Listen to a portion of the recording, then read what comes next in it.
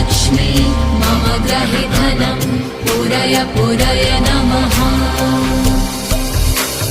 ॐ ह्रीं श्रीं क्लीं श्रीं कुबेराय अष्टलक्ष्मी मम ग्रहे धनं पूरय पूरय नमः। ॐ ह्रीं श्रीं क्लीं श्रीं कुबेराय अष्टलक्ष्मी मम ग्रहे धनं पूरय पूरय नमः।